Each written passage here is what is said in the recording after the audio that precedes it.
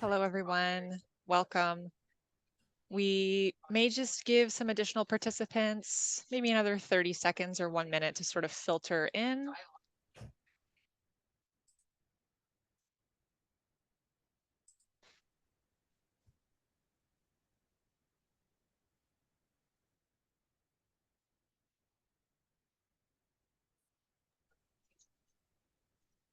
Okay. I think we will get started because I do have a few introductory comments that I have to get through. So any other participants can sort of join at their leisure. So hello and welcome to the 2023 Sick Kids National Pain Awareness Week speaker series. Thank you for joining us today. My name is Ashley Harvey, and I am one of the clinical nurse specialists with the acute pain service here at Sick Kids and will be the facilitator of the session today. Please note that today's session will be recorded and available for viewing for those who request access. We appreciate that the timing of our speaker series is not necessarily accessible for all staff, especially those who are currently providing frontline care to patients and their families. So we're hoping that by recording these sessions, we're improving access to education for all clinicians. We ask that during the question and answer time at the end of the session, please do not disclose any confidential patient information. This is the first time that we have put on a speaker series event like this, and we are hoping to reach many Sick Kids staff, trainees, and students, as well as folks from outside of Sick Kids. You'll see on your screen that there is a schedule of the events planned for this week, and we encourage you to join our sessions throughout the week. We're also interested to know who's joining our session today. So if you're comfortable, we would love for you to introduce yourself in the chat, including your role and organization. Before introducing our speakers and topic for today, I would first like to acknowledge the land on which Sick Kids operates. For thousands of years, it has been the traditional land of the Huron-Wendat and Petun First Nations, the Seneca, and most recently the Mississaugas of the Credit River. Today, Toronto is home to Indigenous peoples from across Turtle Island. Sick Kids is committed to working toward new relationships that include First Nations, Inuit, and Métis peoples, and is grateful for the opportunity to share this land in caring for children and their families. It is my pleasure to introduce our first guests in our speaker series, Mandy Coley and Dana Kondo. Over her 26-year career in diagnostic and interventional radiology at Sick Kids as a clinical instructor and nuclear medicine technologist, Mandy has prioritized improving the patient and family experience and reducing anxiety and pain related to imaging procedures through leading initiatives and education in her department. Mandy is the founder and chair of the Interprofessional DIR Care Team Community of Practice and the co-lead of the CARD QI project in nuclear medicine, aimed at reducing needle procedure anxiety and pain and improving the overall needle procedure experience for patients, families, and staff. Dana was hired by Sick Kids in 2019 to implement a novel therapeutic virtual reality program to help children cope with their hospital experiences and provide non-pharmacological pain management. She has since worked on the general pediatrics unit and more recently provides child life support throughout the modalities of diagnostic and interventional radiology. She is an advocate for involving children in their own care to help improve their experiences of perceived painful procedures. Mandy and Dana's session today will teach us how the CARD system minimizes needle procedure anxiety and pain so everyone wins. Welcome, Mandy and Dana.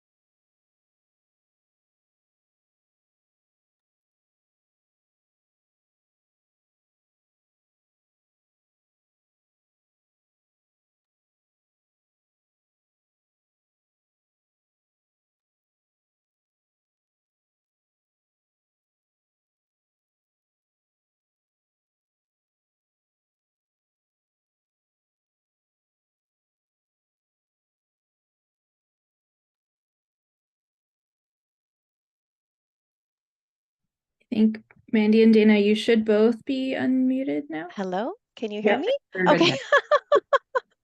Hi, everyone. Thanks so much, Ashley. Wow, that was a little scary. Thank you so much. I'm delighted to be here. As Ashley mentioned, my name is Mandy Coley, and I'm really, really excited to co-present with my incredible colleague, Dana, to talk about cards. So I'm going to go ahead and share my screen, and we will get started. Okay, I just want to wait for this to move into presenter mode. Everything is slow. Okay, give me one moment here from beginning. Okay.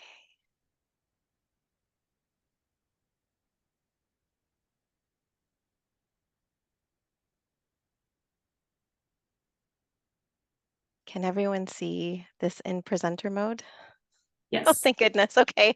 All right, let's get started. So today we're going to learn about the card system and how the card system can minimize needle procedure anxiety and pain so everyone wins. So we're going to learn about the card system to ensure that the patient leads their coping choices. So very, very important component to card. We're going to discuss the implementation of this system in nuclear medicine and all of the lessons learned and successes so far.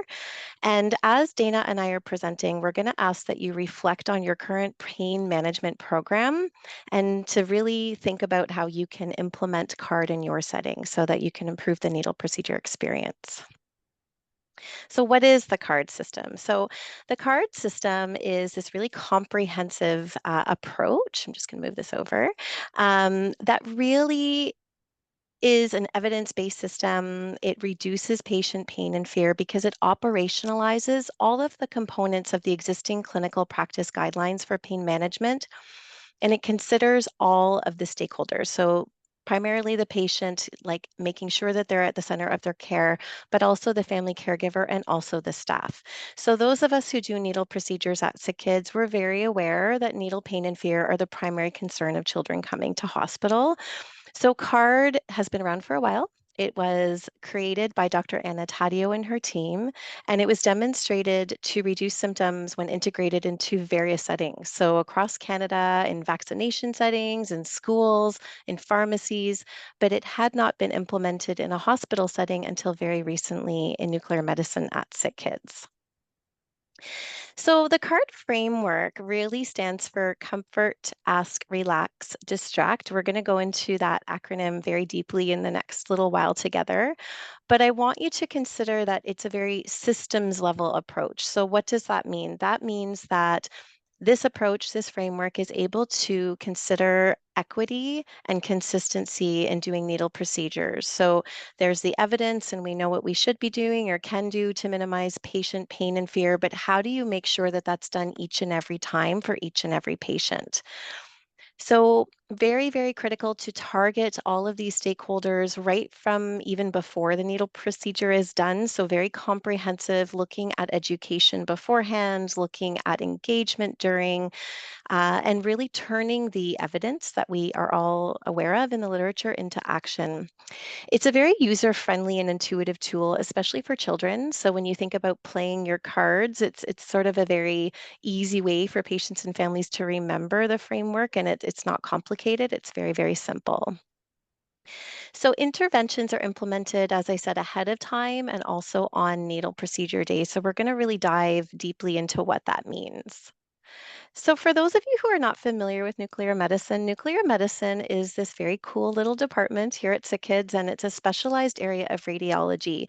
So, we use small amounts of radioactivity and we call them radiopharmaceuticals.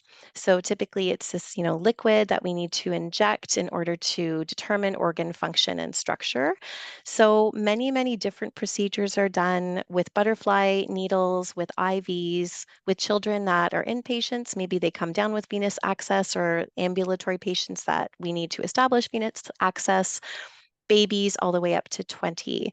So It was a really good setting to bring CARD into the hospital setting for many reasons. It's a small team, 10 technologists, very dedicated and very open to improving their practice.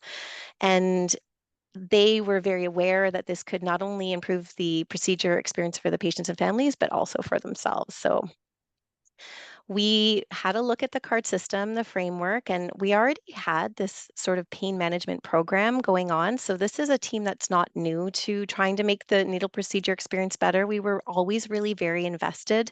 We had a medical directive in place that would allow us to use pharmacological options such as, topical anesthetic cream and sucrose. We use this multimodal approach, and we were doing pain assessments. So not necessarily starting at baseline per se, but like a very engaged, very, sort of eager team to do better. So we did have this quality improvement project, and that's how we brought CARD in as a quality improvement project. And it was approved first by our department and then by Sick Kids, the quality management program in July of 2022. The objectives that we had to bring this project in were to improve patient experience and reduce patient fear. Pretty simple. But how do you do it? So we had a very, very large project team. We had a multidisciplinary interprofessional team. You can see all of the different roles here that were really, really key to engage right from the beginning. We needed the leadership to be very supportive, and they have been and were. And we needed all of these different experts from in Sick Kids and beyond Sick Kids to be able to really integrate this type of system in the hospital setting. So as Ashley mentioned, Dr. Anna Taddeo and I are the co-leads of this study, and it's been sort of my dream come true to work with her. So here's our project design. It's a pretty simple project design. We have a before phase, we have an implementation phase, and then we have an after phase. In the before phase, it was really important for us to understand current state. So what were we doing well with needle procedures? Where were there opportunities for improvement? We had 2 project team members on site doing direct observations of our needle procedures. And we also had feedback surveys being given to patients and families. And that was how we came to understand, okay, so this is where we're doing well. This is where there's opportunities for improvement. And then when we moved into implementation phase, we had a really good sense of where we needed to make modifications and improvements to get us to this, sort of goal and this dream state of having like lower pain scores and having this really positive experience for children and families. So we're sort of in the after phase at the moment. We're collecting data because we do want to be very meaningful about sharing, okay, this is the impact of doing CARD. There's some before data, some after data. These are all the things that we did in between. So CARD is very, very cool because it has this really lovely model that you can follow. So it's called the 4E model. So you see here, there's 4 E's to consider. When you're considering how to improve the needle procedure experience, you can maybe make some modifications in one area, but if you're not tending to other areas that can improve or sort of increase fear or pain, then you are not really going to get that sort of desired outcome, which is like overall reduction in pain and fear. So for things like environment, it's very important to make sure that you're minimizing fear cues. And it's funny because, you work in a certain place for a certain time and you think that you're minimizing fear cues. And sometimes it takes those who are not, a nuclear medicine technologist to point out, oh, maybe if you moved the chair a little this way and provided some really meaningful distraction for the child instead of, let's say, facing scary imaging equipment, this could make a big difference, or having really purposeful distraction at eyesight of the child. So really simple interventions, but very, very impactful. There's a lot of engagement that's necessary to really understand what is happening with the child. So really, firstly, inviting participation. So I think, when we think about the way we were doing needle procedures, we were inviting participation from the child. Definitely there was invitation to participate, but not systematically. So CARD gets this really systematic way of making sure that every child's voice is heard, making sure that every child is at the center of their care. So once they tell you what they're supporting or their coping choices are, then it's up to us to support those coping choices. So a lot more engagement around the needle procedure than we had seen previously. Evaluation is very important to know what you're doing is meaningful and it's working. And we used a qualitative and quality improvement methodology, so very iterative, right? So we weren't really stuck in anything. We were engaging the project team before we did anything, after we did like an implementation, like, is this working? No, what do we need to tweak? So very, very open and very flexible into getting it to work in our setting. And education, as we're all here to learn about this, education is very, very key to doing any type of clinical practice change, and this is no different. There's education provided to the staff before we even launched into this type of, quality improvement project. There's education throughout the project, and there's certainly education that we're providing to the patients and families. Currently, it's on appointment day, but the goal is to be sort of having all these patients and families come into the hospital setting fully prepared and knowing what to expect. So that's our future state. So this is sort of what it looks like in action, because it can seem a little bit abstract when it's not something you're familiar with, the system. So if we look at education, it's very important to make sure staff are very knowledgeable. So taking that evidence and really putting it into practice, what do we need to change in order to really minimize patient pain and fear? We need to educate the patient and family so that they know what we have available. So ideally, again, beforehand, but if not on arrival to our department, hey, we have this system here called CARD, and this is what it means for your needle procedure today. So there's that sort of just-in-time education. And then there is this invitation to participate. So this is where we're going to spend some time talking about this CARD checklist. This is a very different way of doing our needle procedures in nuclear medicine. So I would say probably the biggest change to our workflow, but probably the biggest improvement, I would say, overall. And then once you have this, filled out card checklist, then it's about reviewing the card checklist and really supporting that needle procedure with the child and family. There's many resources that we've co-developed along the way to really facilitate all of this to happen on the day of. So there's a lot of work that's gone into this, and some of them are listed here. But I would like to point out, like, this card communication resource we're going to talk about here today. This has been something that we didn't even really expect to address. And so when we think about communication, it's the language that we're using. Sometimes the language that we use can really incite fear and in children and without even meaning to. So really being mindful of the language that we use, especially around needle procedures that are not successful. So I think, it's clear already that you had to have a team that was very open and ready to self-reflect and to want to do more and do better. So that's been really, really key. We've introduced Buzzy, which we'll talk about. So that little vibrating device to sort of minimize sensation, many, many environmental considerations and changes. And then in terms of evaluation, we were doing pain assessment, as I mentioned, but it wasn't completely consistent across the board. We are now doing both pain and fear assessment. So that's like a huge win to really understand where the child is at. How can we do better next time? And then the experience surveys that we've deployed throughout the project have been incredibly valuable. It is very important for us to know, how was that? How can we do better next time?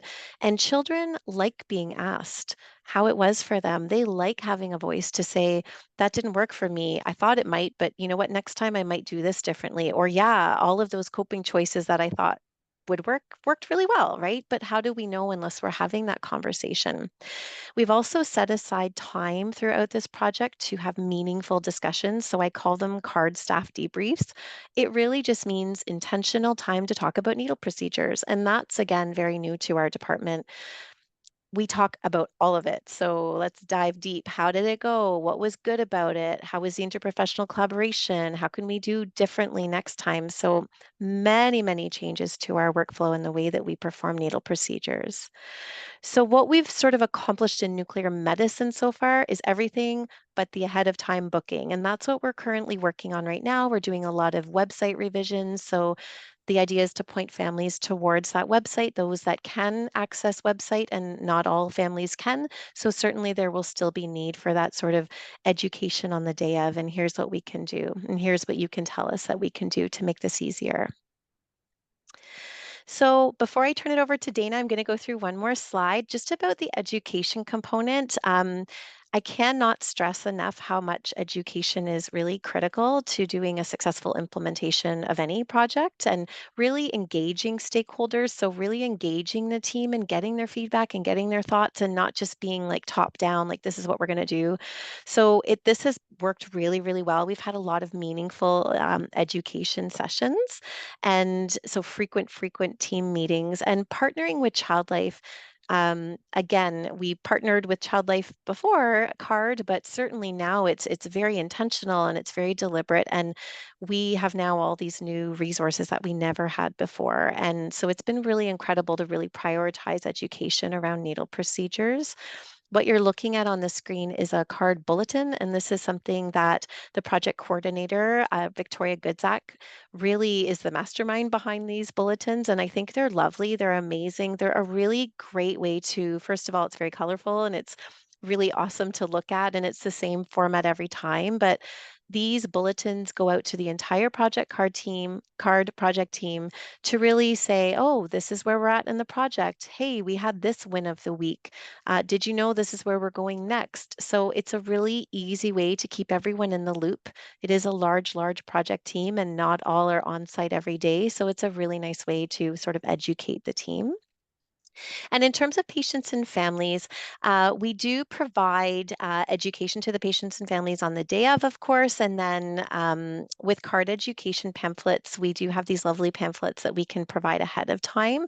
But we do have CARD posters all over our department. If you've been around NUCMED, you'll see lots of posters in our waiting spaces and all inside our department.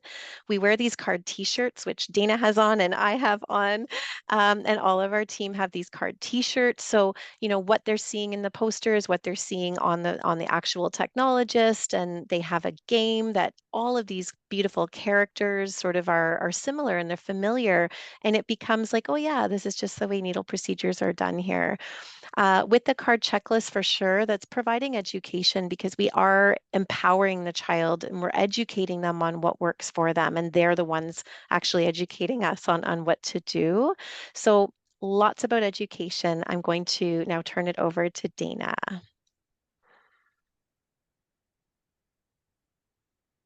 Thanks, Mandy. I think we're a slide ahead here. This is evaluation. Did it skip one?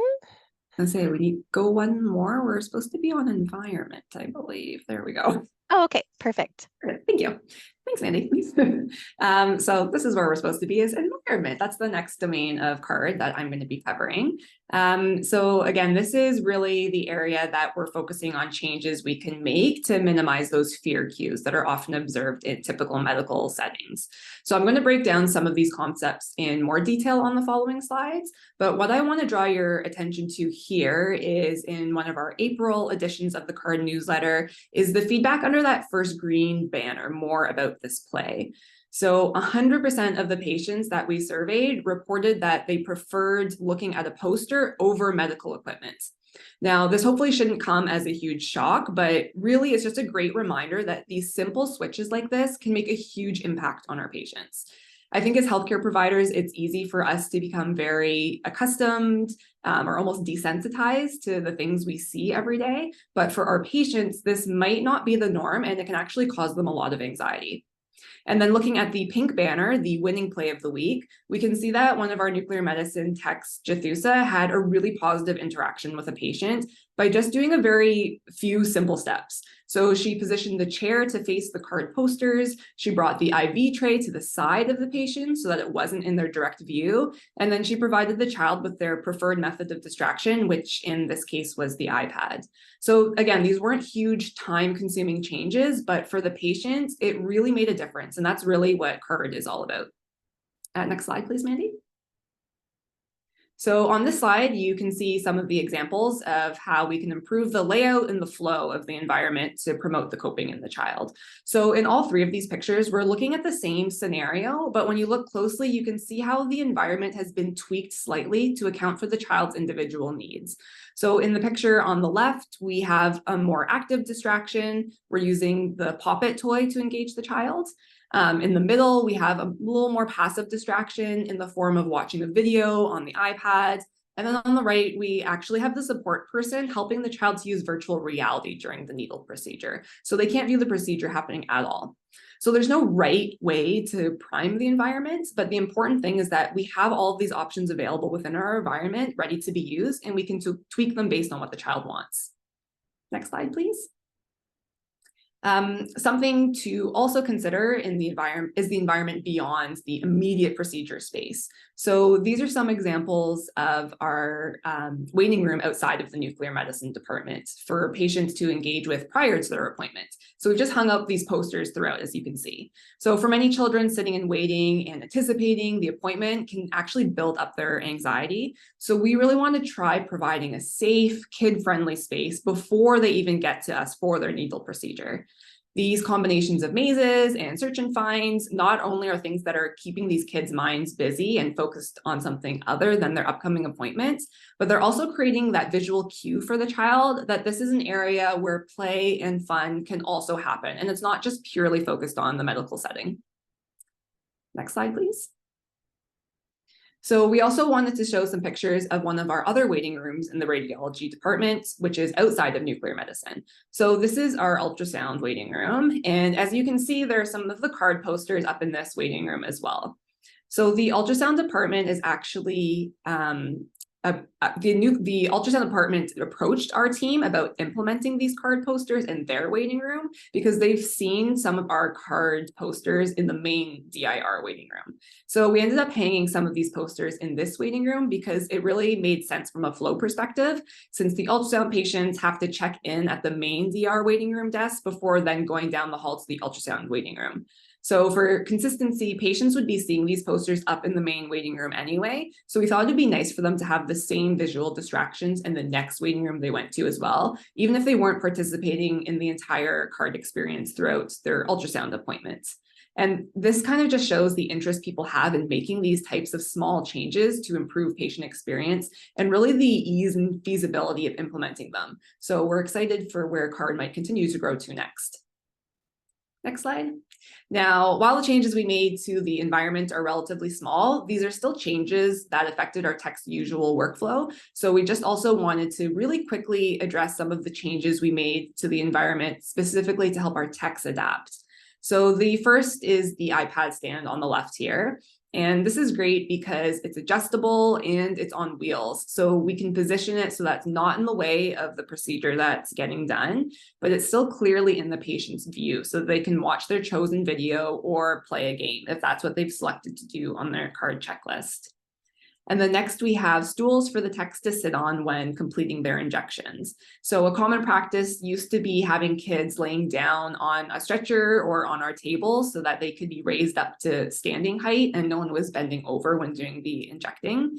But laying down is a very vulnerable position for children to be in. And when we use card to help children advocate for themselves, many children choose to sit up for their needle instead of being in that more vulnerable position of laying down.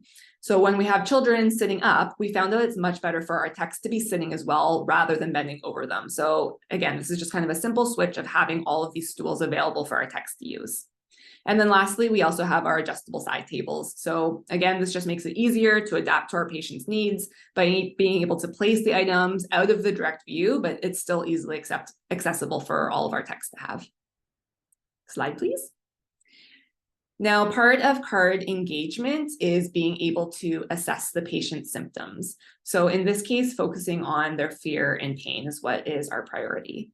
So in nuclear medicine, after each patient completes their needle procedure using card, we complete documentation that includes self-reported levels of fear and pain. So the FACES pain score is probably quite familiar to most people. So as you can see at the bottom, the set of faces here, we show this directly to children and then they identify which face they relate to based on how much pain they felt during their needle procedure. Then similarly, we also show them the scale that's right above that, which is the fear score. So it's the same concept as the pain score, except we're asking the children to pick how much fear they felt. So this is really important for us to ask because we can't always tell how much pain or fear a child is experiencing as an outsider. We really want the child to be the ones identifying these scores with as little influence from us or from their caregivers as possible. So sometimes we see caregivers like telling their child, oh, it didn't hurt that much, or you weren't that scared, but it's the child's subjective experience that we're looking to capture. So by better understanding the child's feelings, then we can plan for future procedures for that particular patient or even for other children as well. Next slide, please. One strategy that we really want to highlight is the use of topical anesthetic or numbing cream. So topical anesthetics are a very effective pain management strategy for needle procedures because they temporarily block transmissions of pain signals and nerves and reduce pain sensation by 40 to 50%. So since the beginning of CARD implementation to now, we've seen over a 50% increase in numbing cream use for our patients undergoing needle procedures, which is absolutely incredible. So part of this increase is due simply to staff education. When staff members don't fully understand the benefits of using topical anesthetic or are unsure of the process of obtaining and applying the numbing cream, then of course they're far less likely to offer it to patients in the first place. And if staff aren't offering numbing cream to our patients, then our patients are of course much less likely to know about it and be able to benefit from it. So this is why providing a standardized CARD list to each and every patient is so important. After providing the CARD checklist to patients, we saw increased utilization jump up to 72%. And of these patients who used the numbing cream, 100% reported that it helped. So this just really shows us that patients want to use numbing cream and they like it, but of course they can't ask for what they don't know about. Next slide, please. Here at Sick Kids, we also have a Comfort Promise initiative that says that all patients are to be offered numbing cream as an option for needle procedures. So a common misconception that we were met with at the beginning of the CARD project was that numbing cream was going to take too long and that there wouldn't be time to apply the cream before the procedure absolutely needed to start. But what we found is that there is a way that numbing cream can be naturally worked into the workflow of the appointment times so that we don't have this extra wasted time where our techs are just waiting around for the numbing cream to be ready.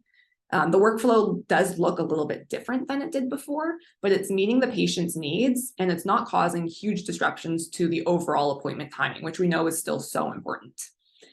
Overall, patients have a right to participate in their care, and in the long run, we're actually aiming to reduce the time it takes to complete a needle poke overall by providing a positive experience this time for children so that hopefully they'll reduce their anxiety for their next poke. And they remember, I use the numbing cream, this is something that helps me, and it's going to cause a better workflow overall. Next slide, please. A lot of the changes to the environment we made came about due to the feedback we received from patients and also through ongoing conversations with our staff. So the posters we placed on the back of the doors that you can see on the right side of the screen here originally weren't there. But then when we started to rearrange the positions of patients, it came to our attention that it would probably be helpful to have some form of distraction on the back of the door since this is where they're facing. And then we also had a similar rejig of our injection trays. If we want to go to the next slide, I think there's better pictures there. Thank you, Mandy. So you can see the progression of our injection trays here. Originally, it was just a plain tray, so it really brought the focus to the actual injection, and it makes it a lot scarier for some children to look at this. So then we moved to decorating the trays to make them more child-friendly and distract from the injection materials that were sitting on it. So we used this for a bit before one of our nuke med techs actually suggested it probably made more sense to have the stickers facing the patient instead of the tech. So of course, this makes so much sense, but it just goes to show that all of these changes are ongoing and fluid. And just because a change is made originally, it doesn't mean that things shouldn't continue to be evaluated and evolved, because as I said, something as simple as just flipping the stickers around seems like common sense, but it's easy to have that oversight when you're so invested in the project. Next slide, please. Thank you. So this is a really great resource that was made in collaboration with Child Life and the nuclear medicine team. So as Mandy kind of touched on before, language is extremely powerful and it can really influence how a child experiences their procedure. So if you're able to take a look at this document on your own time, I would highly recommend it because it does provide some common things that we hear people say on a daily basis. And while often said with the best intentions, it's not what's always best for the child. So Mandy, I don't know if you can open the communication resource. So I won't go through the whole thing, but just to kind of highlight a couple of things, if we want to scroll down a little bit more onto the next page. So here, just for an example, so the way this resource is set up is we have the scenario, we have some phrases that we found were commonly said by technicians, nurses, etc. And then in the green columns, we have some suggestions of what language you can use instead. So for example, the parent does not want their child to use topical anesthetic because of time or the belief that it's not warranted. So a lot of times before, we'd hear people say, oh, we can use something like the vapocoolant or the cold spray instead of the cream because it only takes a minute to work. So really, this isn't an appropriate alternative to topical anesthetic because the cold spray really doesn't work in the same way that the numbing cream does. So instead of just offering the cold spray and thinking that that's going to be an equivalent choice for children, we can say a different language instead, such as, many children say that the pinch or poke feeling is the worst part of the procedure. The cream helps to reduce that feeling so that the main feeling is usually more of pushing or pressing. So again, reframing how that experience is brought about for the child. And Amanda, if we want to scroll down more to the bottom again, just for the language of specific words that are used, I said there's lots of different scenarios here, but if we keep scrolling to the bottom of this document, do a little bit more. Thank you. Perfect. These are, again, just some examples of common words that we see. So, for example, like the butterfly needle is something that we see often in nuclear medicine, but this is relevant for any sort of needle procedure. So even like injections or IVs, a lot of times people will call them, oh, you're just going to get a quick owie or a quick hurt, similar language to that.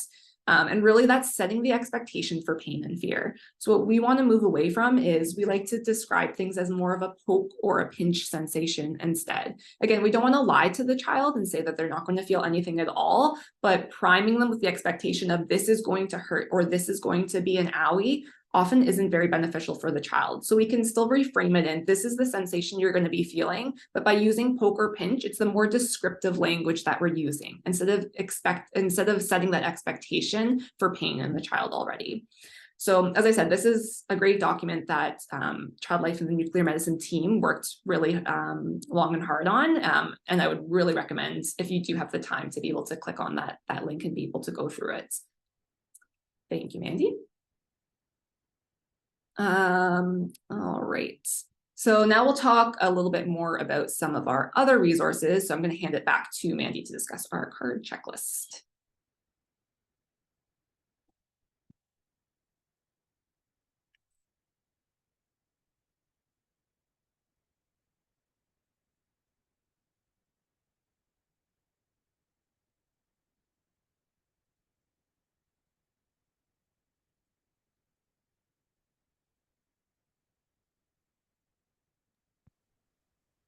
Hello, can you hear me? Sure can. Oh, fantastic. It had that warning again. Okay, everyone, thank you so much, Dana. That was amazing. So this is what the card checklist looks like. And we're not really sure that this is the final version. In fact, it's probably not. And that's one of the beautiful parts about card is that we are constantly revising and editing and refining. So we are thinking of changing like a few things on this checklist now that we've used it for a few months. So this is what is handed to the child when they arrive for their appointment. We introduce what the card system is if they're not aware of it yet. We talk about the fact that there is a needle procedure as part of their visit today. And then we ask them to tell us how to make it more comfortable for them by filling out the checklist. So often children will choose more than one option. It's really up to them. And it's something that can be done, let's say, very easily with a 10-year-old, and maybe there might be a little bit of help that's needed with someone who's, let's say, the age of 5 or 6. So you really have to introduce it and sort of support whatever the situation is. But we really also want to know, we have a question at the bottom that says, some people are afraid of needles. How afraid are you? Not at all, a little bit, medium amount, or a lot. So as a nuclear medicine technologist, if I were to see a lot checked off, that would probably be my cue to call Dana or Jamie, our child life specialists. I'd be like, and we're going to get some help. We're going to get some resources. We're going to do what we can to support you through this procedure in the best way. And there's some discussion that will happen here. So tell me a little bit more about that. let's talk about your choices after the numbing cream has done working. So let's go through it again. This is our plan. So there's a lot more engagement than there was previously. So this is the card checklist. So just to pull out a little feedback from one of those bulletins, just talking about the card checklist. So when we looked at, I believe this was over just a 2-week period, 17 patients in that period of time used the card checklist, and 94% of those patients said card helped them during their needle procedure. It's really important to us to know that the checklist is making a difference. And overall, what I'm seeing when I look at feedback is that the child knows that you will support them. They feel validated. They made you listen and they feel heard. And so that's incredible, right? To know that this one little form is what is empowering them to feel that way. So I think it's just incredible the feedback that we've heard overall about the checklist, and it's new, and maybe it's the first time they're seeing it. So sometimes we have to just explain a little bit more. But overall, after a while, next year, this time next year, they'll be like, oh yeah, the card checklist. I remember filling that out. So it's really, really cool. It's important for us to realize that these patients do go all over the hospital. They're not just in nuclear medicine, and they may get needle procedures elsewhere. So we realize that CARD only exists at this time in Nuc Med. However, these children take these coping skills and they can bring it with them into their next needle appointment. So they can have their voice and say, when I was in nuclear medicine, this is what I did that I know that worked for me. So it's like a little toolkit that they can kind of take with them into their next appointment. And we also do collaborate with Vascular Access. When we're not successful in our needle procedure attempts, we will call IV teams. So because we know that, we had an education session with the Vascular Access team to tell them all about how CARD looks in Nuc Med, and that the expectation, especially from the patient and family lens, is that when the IV team comes, that they will also, go through the CARD checklist and honor those coping strategies that the patient selected. So it's been an incredible collaboration always, but now we also have this, okay, so now let's review the card checklist with you, and thank you for coming to do this needle procedure. So really amazing. Dana, would you like to take it back here for the distraction cart? Okay. Sure. So we'll kind of go over, this is just an example of what our distraction carts look like. So each of our procedure rooms has its own distraction cart in it, which should ideally be within arm's reach and at eye level for the patient. The idea of these distraction carts is kind of just to help demedicalize the environment and reduce children's fear cues by giving them something more positive to focus on. So similar to the numbing cream, children simply don't know what they're not aware of. So when they can see all these fun options sitting right in front of them, it's much easier for them to engage with them. So these distraction carts should always be available to the patient, but particularly if the patient selects using a distraction item from the hospital. Even if they don't, the option should still be there for them if they change their mind or just need something else in the moment. Child Life is the one that stocked these carts with various items to distract and promote coping in children of all ages. And the distraction carts, again, are always changing and growing to make them interesting and novel for the patients coming for procedures. So that's one thing that we've implemented into the environment. And then on the next slide, this is another tool that we use quite frequently that Mandy touched on earlier, called our Buzzy Bee. So for those who don't know what Buzzy Bee is, I'll just try to kind of give an overview really quickly. It's recommended for ages 4 and up for needle procedures. So what it is, it's a small vibrating bee, and it's intended to block the sharp pain and nerve signals that are coming to your brain. So what it is it's distracting from the injection or other medical procedures such as an IV. So you can see in that middle piece of their infographic, the gate control theory of pain. When nerves receive the non-painful signals, which is that vibration from the bee, then the brain is closing the gate on the pain signals. So if you weren't using the Buzzy Bee and you just had the injection, there's nothing else for your brain to focus on except that needle procedure. But when we place the Buzzy Bee between the pain and the brain, it's essentially confusing your brain, and there's something else to focus on. It's a novel stimulus, it's the vibration. So you're going to be focusing on the vibration over those painful signals. So again, looking at that bottom picture there of how do you use Buzzy, It's very, very simple. You just switch the Buzzy Bee on and you place it on the injection site for 30 to 60 seconds, and then you'll move it a little bit up. So again, it's between the pain and the brain for the actual injection. And this is really great because it's a tool that families can use to feel involved in their care. So if you have a caregiver that's supporting the child and they're not really sure how to support their child in that moment, this is a really simple and effective tool that empowers the caregiver. They can be the ones holding the Buzzy Bee and they can really feel like they're helping their child. And even sometimes we have children that like to hold it themselves. And it's something that is available for families to purchase outside of the hospital as well. So we actually do see some families that like to go purchase the Buzzy Bee, and then they can use them for vaccination clinics and for other needle procedures outside of the hospital or outside of nuclear medicine. Next slide, please. Something else that was created by the CARD team is the CARD game, which can be accessed on a phone or a tablet. So there's a different character for each category. And again, those categories are comfort, ask, relax, distract, with tips for to help the children cope. So this is helping children develop lifelong coping skills, but in a fun and interactive way. It can be used just before the procedure to help decrease their fear and anxiety in the waiting period, but it can also be used as an in-the-moment distraction during the procedures. Next slide. So this tool is best used for children between the ages of 5 to 12 years, we found. And again, it can be used to help educate and learn about the different card strategies, or just to play the variety of mini games that we have available. So depending on what the child is interested in, they can use some of the games to help them with more purposeful distraction, like deep breathing, or they can choose to focus on something like a word search or bubble popping, if that's the kind of distraction that they prefer. Next slide. And then we've also included the QR code to link to the card game here. So if anyone's interested in scanning that QR code, I'd really encourage everyone to take a look at it in your own time, just to see the different options that are available to kids. Feedback from patients, caregivers, and staff have all found that the card game is a simple and effective resource to improve the needle experience. Some of our nuclear medicine staff and even a child life specialist got in on the fun by participating as voice actors for this project. So really, fun was just had through all stages of the project. And it's again a really quick and easy resource that can really benefit kids in the moment.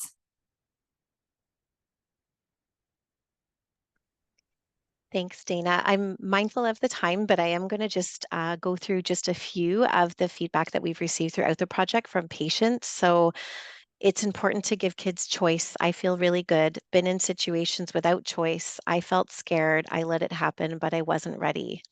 So even just that comment alone, knowing that we're giving them the empowerment to be able to make their decisions and to be at the center of their care and to say, this is what I need, to be less scared, right? To be less afraid.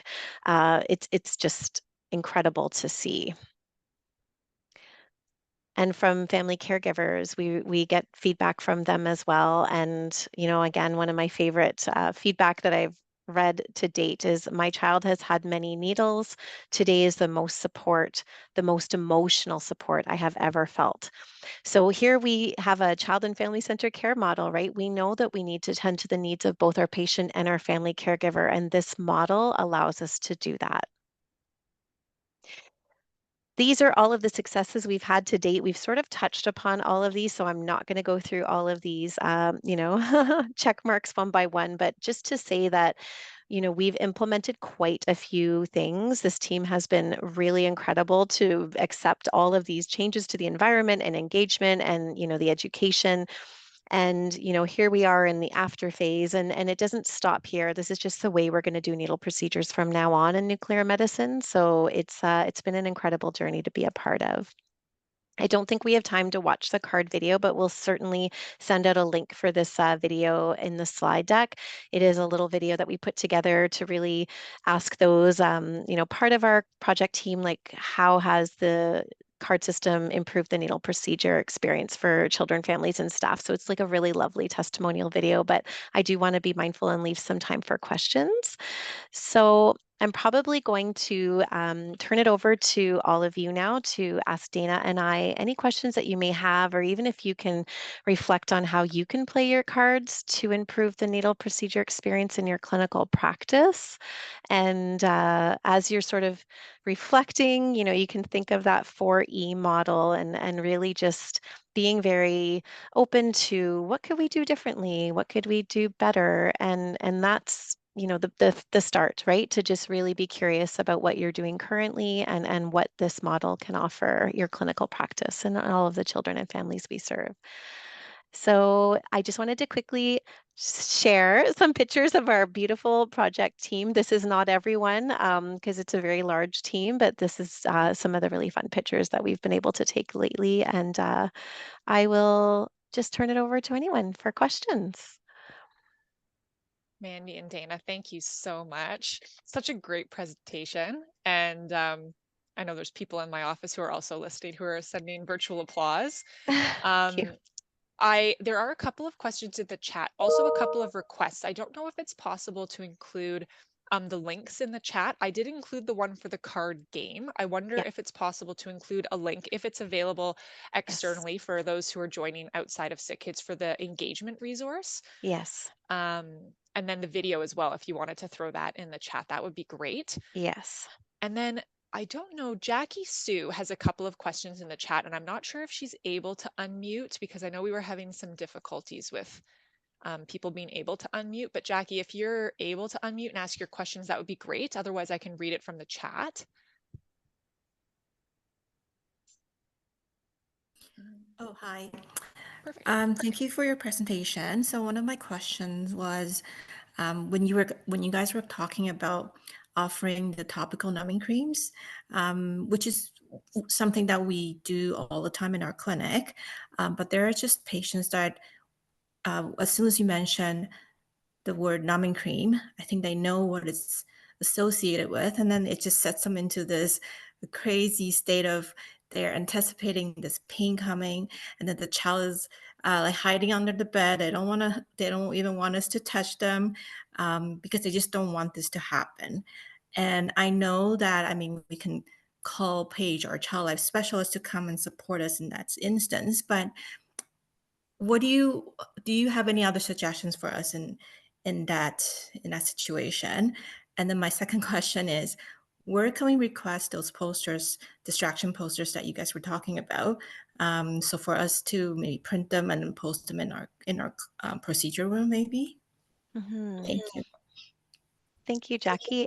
Maybe I'll start, Dana, just to share my perspective on, and I certainly appreciate your question, Jackie. It's a good question, and it's something I have witnessed. I think because we have not done our due diligence to provide education to families ahead of time, that there is sudden surges of panic when they realize that this numbing cream must mean that they're getting a needle. The first thing that I would say is I would just really validate the child in that, yeah, this is something that I can see why you're upset. I can see why this is upsetting, and this is what we have here to help you. Please tell me how we can help you. Let's do this together, to give them a little breathing room, to let them, their family caregiver support them.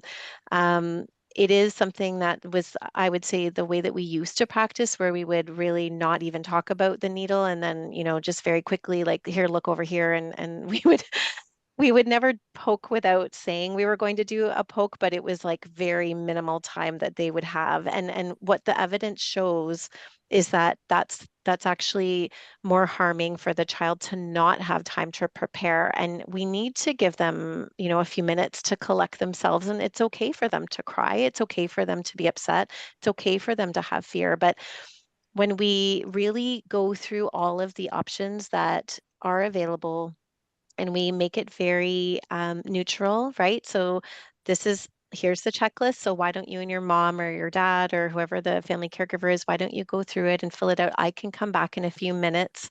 And maybe, of course, that's the time when you're calling Child Life if you have available support that way.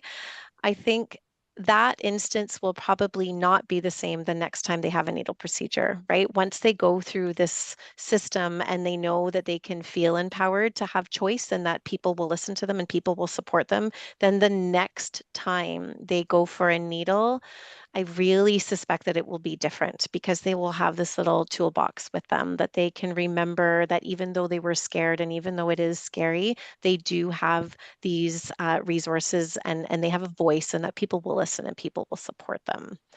Dana, do you want to add to that before I talk about the posters? No, I definitely agree with everything you're saying, Mandy. Obviously, as a child life specialist, I'd always recommend calling your child life specialist. And every child is different as well. So that being said, maybe numbing cream isn't going to work for every single child, but we still have to ask, like the family still has the right to make that decision and the child has the right to make that decision. As Mandy said, a lot of times with the numbing cream, the children are reacting like this because they've had past experiences that have been very negative. So we're really working now to create these positive experiences to make these next times even better. So while the numbing cream might not work for every single kid, maybe they have a different strategy that they like to use. We found in nuclear medicine, we've used the numbing cream a lot more recently, and it has led to more positive experiences. So even if we can make the poke even just a little bit better, even if it doesn't look like a picture perfect scenario, we're trying to make it a little bit better so that over time we're building up the child's resilience. Yeah, thank you, Dana. And for the posters, that is something that I'll definitely chat with Anna about to see, what sort of shareable links I can share out there. But I know that they exist, and there's been a tremendous amount of resource that's gone into making these types of posters and on About Kids Health. And, this has been under work for quite some time. So we're happy to share anything that, like with ultrasound, right? It's like a very easy thing to do. And I think that the more places at Sick Kids and beyond that children see this, the better. So yes, I will definitely put that in the chat, or I'll let Ashley know. I'll send some links out after. As I say, Mandy, yeah, if we look at if you just even Google About Kids Health card system, you'll be able to see all those resources pop up. So that's an option. Yes. Oh, that's perfect. And that's also available externally for participants. So I can right. maybe throw that in the chat. We've got about 3 minutes left. There is another Okay. question in the chat from Jennifer Kath, who I think is still on the call. Jennifer, are you able to unmute and ask your question?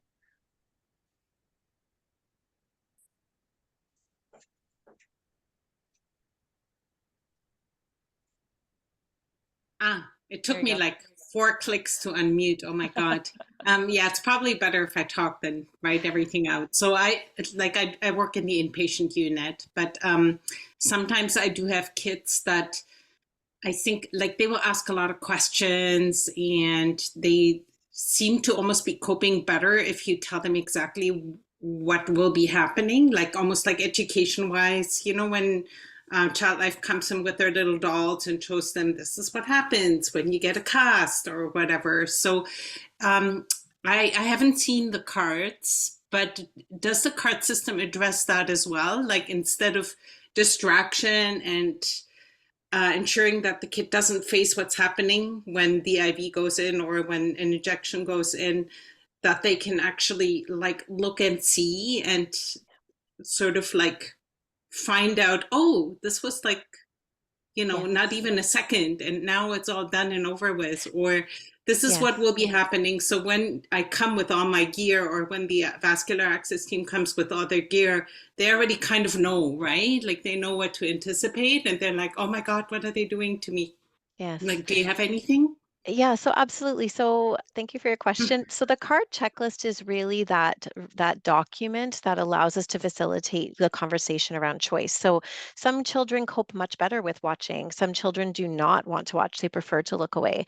So that is what we're doing before we start the needle procedure. It is these are the options. So things like ask questions. Do you have questions that you want to know that would make your fear be minimized? Do you want to look? Do you want me to count to 3?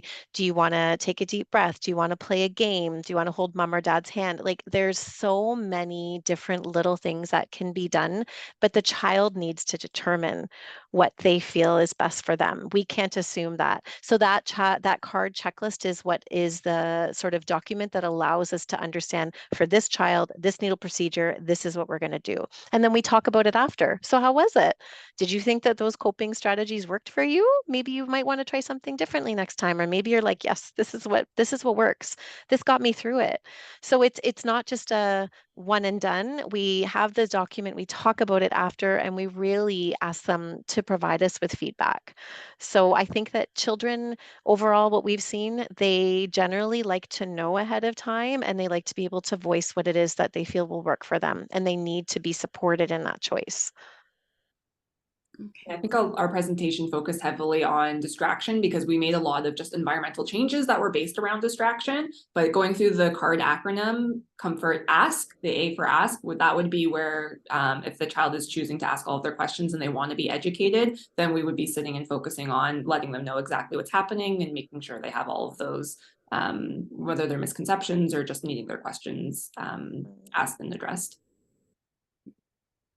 And thanks for your presentation, by the way. I got to be honest, because the numbing cream takes so long, I do talk about it, but I guess also sometimes I got to watch how I phrase it. And I think I'm going to promote that product a lot more. Yay. Yay. Thank you. Hey, I want my kids to be all happy. Well, not happy, but at least less traumatized. Sure. Right. Yeah. Thank you for your Thank question, you for that. Jennifer. I will say too, my colleague Jacqueline put in the chat the link to the About Kids Health resources, and I've just kind of gone through it, and I think everything's there. There's access to the posters. There's some of the languaging as well is also included on there, which is perfect because it works for both people who are internal to Sick Kids as well as any of our external participants. I am cognizant of the time, and although I'm sure there's probably, we could have hours and hours long conversations around all of the different scenarios about how to help kids with pain and distress with needle poke procedures, but alas, we must end it there. Mandy and Dana, thank you so much for your time today, sharing this project, this unbelievable work that you've been doing in nuclear medicine. And I really do hope, I've told you this before, Mandy, but I really do hope that we see all of this work roll out further in our hospital. And then I know that we had some participants external to Sick Kids on this call as well. So I hope that they also access the resources on About Kids Health and see what changes they can make in their own practice as well. So yeah, Awesome. I will leave it there. Thank you very much, everyone, for attending today, and I wish you all a good week. And please consider joining our other speaker series events that we have on this week. Thanks, everybody. Thank you. Thanks, Take care. everyone. Have a great week.